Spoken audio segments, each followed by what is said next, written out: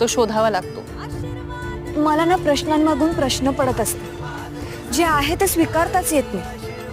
एक प्रश्न पडला त्याचं उत्तर शोधण्याची तगमग, ते उत्तर सापडलं की मग त्यापुढे अजून एक प्रश्न. असंच असायला पाहिजे ना. ज्या जगात आपण आलोय, राहतोय, हे जग कसं आहे याबद्दल कुतूहल असायलाच हवं. हे जग का आहे, पर्यायाने आपलं अस्तित्व का आहे, या जगाच्या असण्याला, आपल्या असण्याला काही अर्थ आहे का, हे सगळे प्रश्न विचारी माणसाला नेहमी पडत आले. तुला हे प्रश्न पडतायत आणि असेच पडत राहत.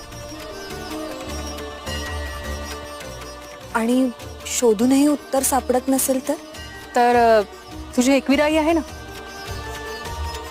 लक्षात ठेव, भूतकाळाच्या खांद्यावर बसूनच वर्तमान काळ भविष्य काळाची आखणी करत असतो.